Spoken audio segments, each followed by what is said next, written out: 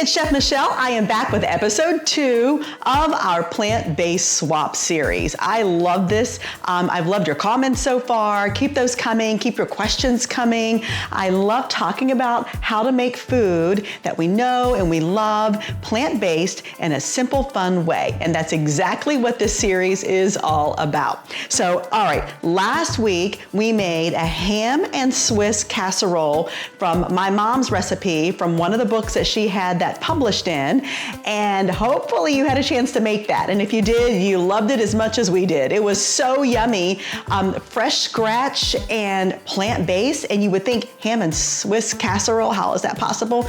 But you'll see it's super simple. That video is on YouTube, on Clean Living with Michelle. So go back and watch that if you haven't seen that one. But today we are making my favorite type of food, which is Indian food. I absolutely love Indian food. It's probably my favorite thing to do, to go out to just a cozy, homey Indian restaurant and have their beautiful, fabulous food. And they're very vegan friendly, so I love that as well.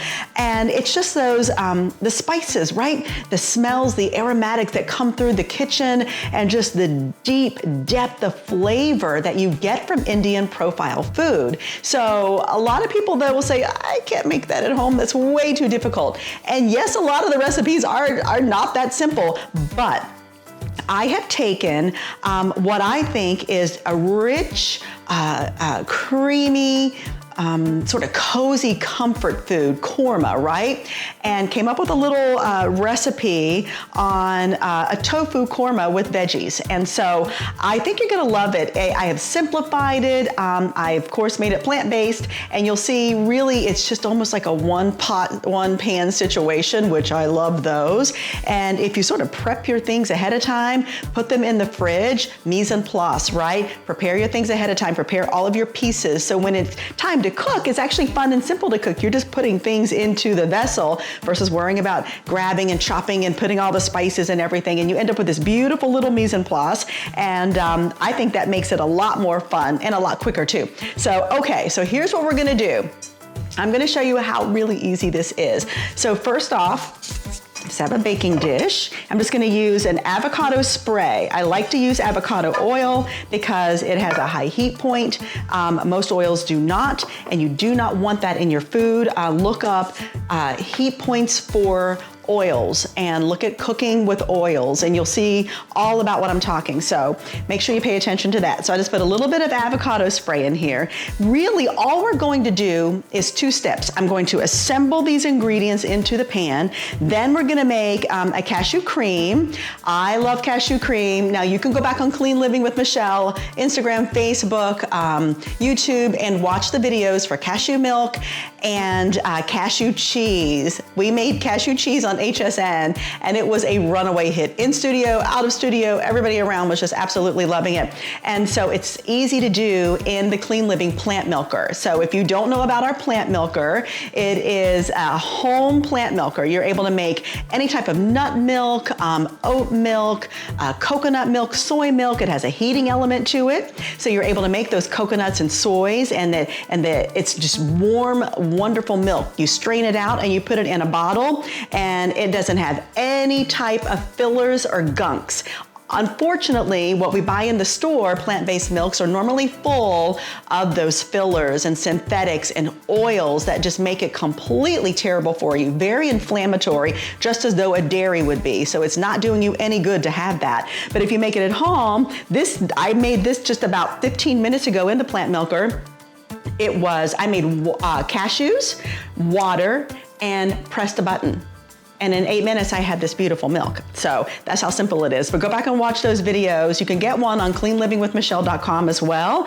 And hopefully you'll grab one for your house. You'll see just how versatile it is. You're making milks. It's a tea kettle, so you can make hot water.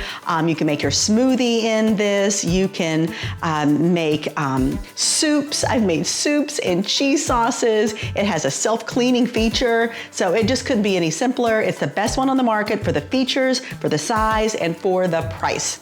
All right, so let's get to our cozy Indian baked dish. It is dreary in Wisconsin, very gray skies today, so it's a perfect day to make this. And even if it's sunny where you are, that's okay. All right, what we're gonna do, we have our oiled pan. I'm gonna put the onions in first. Okay, just gonna spread those out. Just make them even across the pan. All right.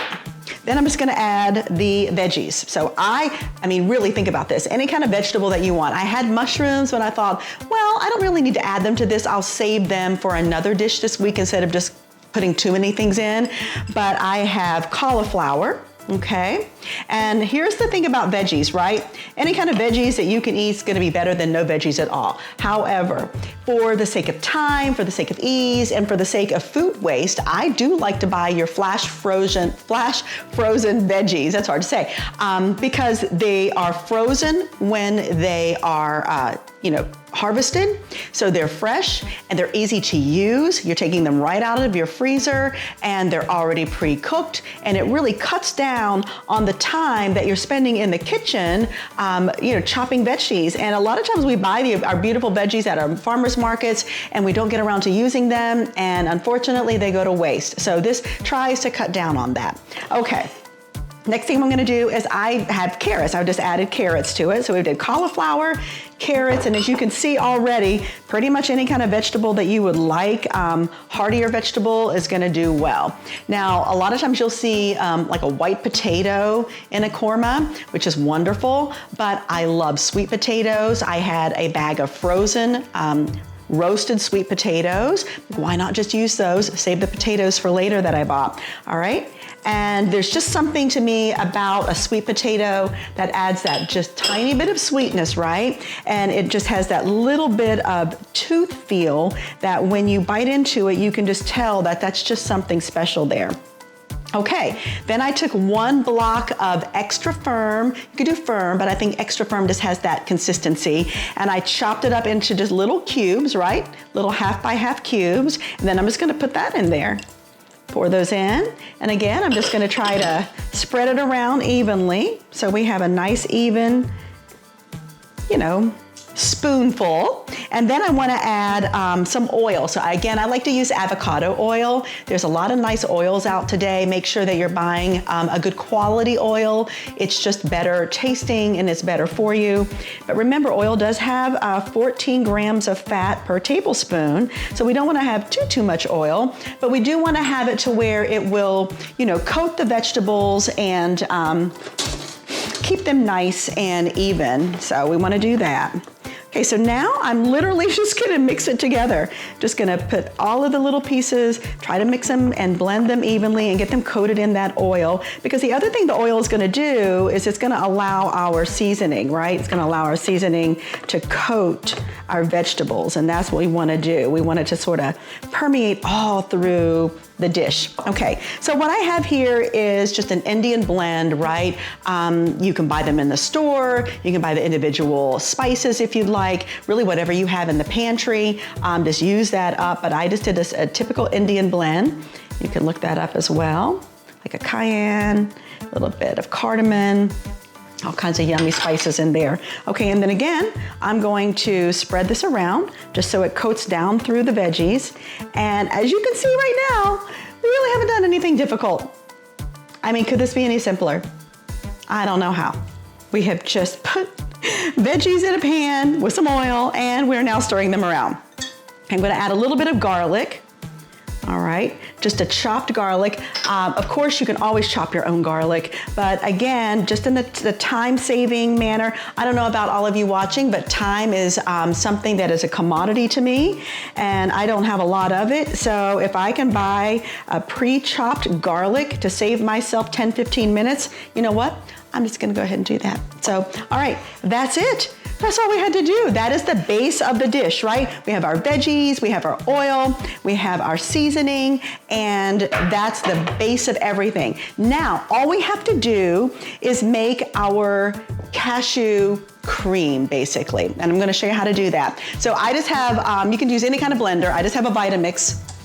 I'll bring that over, plug this in for us. I have had this machine for 15 years, I think, at this point. And it is just as wonderful as it was the day I bought it. Okay, but any kind of high-powered blender is gonna do for you. And all we have to do is put in I have a half a cup of cashews, that's it. I do a roasted salted cashew.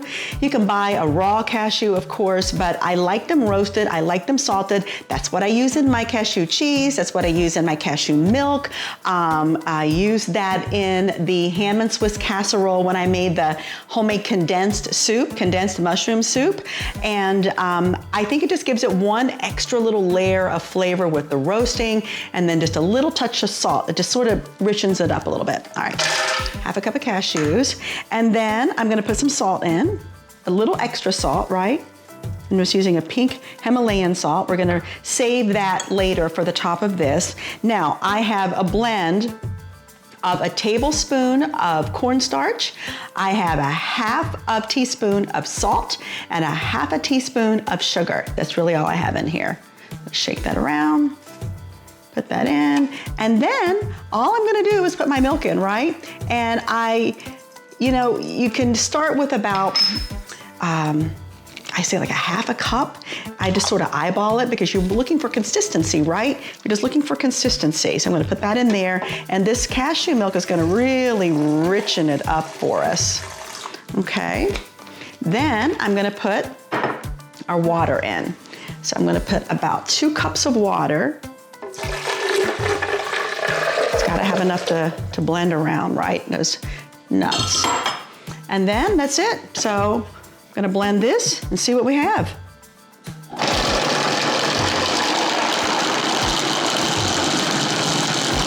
It's gonna take a little bit.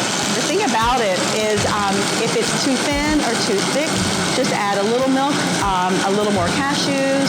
You can add a little bit more cornstarch to it so you get that consistency that you want. And really all we're looking for is just a cream sauce, right? We just want to blend a cream sauce in here because it's going to bake in the oven at 400, so it's a bit of a high heat, and it's going to bake for 30 to 40 minutes depending upon your oven and how hot it runs.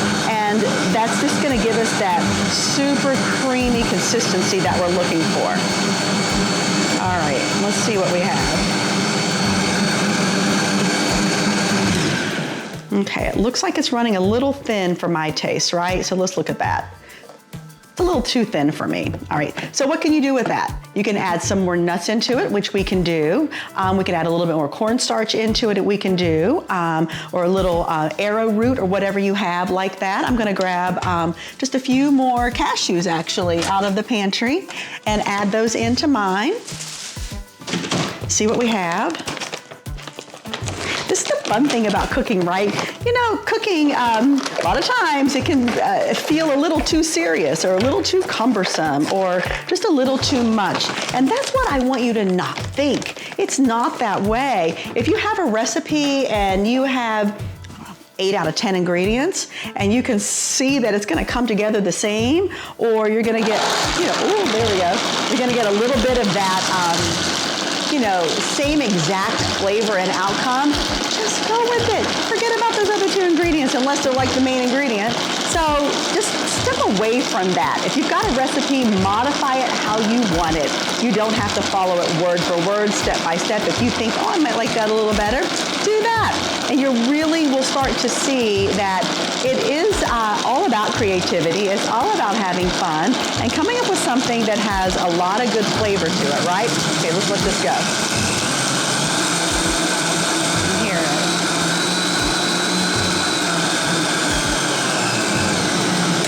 All right, so now I think what I'm gonna do is put a little more cornstarch in it because that's gonna give us a little bit of a thickening agent. And that will help us have it set up just a little bit better. And again, that's all we're trying to do is just make it a nice consistency.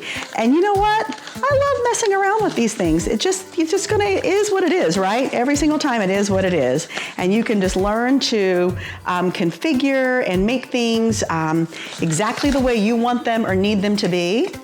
And just give it a shot, right? I love cooking live on television. especially like on HSN, when we are cooking, we'll have like 5 or 6 pans going, and each of those pans have a completely different recipe from scratch at the top of the show.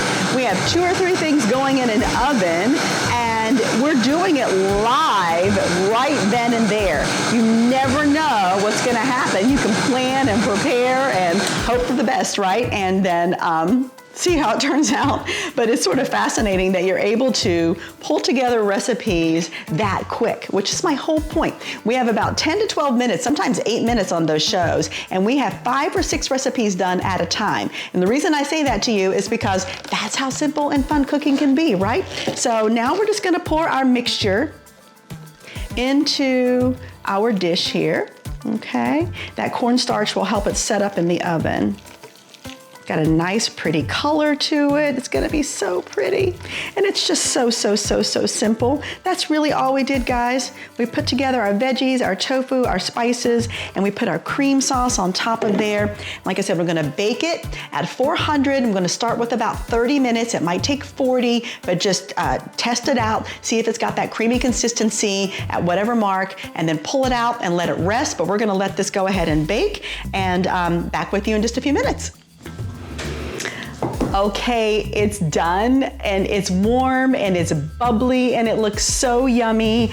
My oven took about 35 minutes. It's a newer oven, so it cooks pretty hot. So again, just sort of play around. When you get that consistency that's put together and all creamy, then you know it's done, right? And then I let it sit for just a second here to let that sort of establish itself. And then while I was waiting, this is the fun part, right? You can leave it just as is. It's perfectly fine. Or I decided to just rolling pin a few cashews that are roasted just to have that little bit of extra crunch on top. I think that's gonna be super yummy. And a lot of times you'll find nuts on top of a korma. I also reserved earlier, if you remember, just a little bit of my pink Himalayan salt. I'm just gonna put a little bit of that on top. Not much, but just we'll call it a semi-layer of salt just on top, just to have that there. And now the best part, it's time to try it. Okay.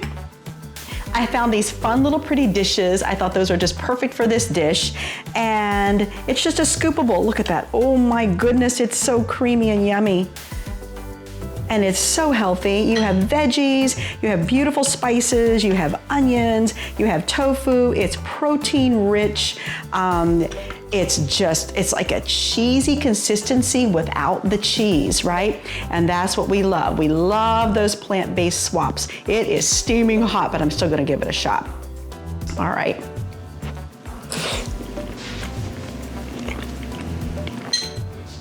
It's really good.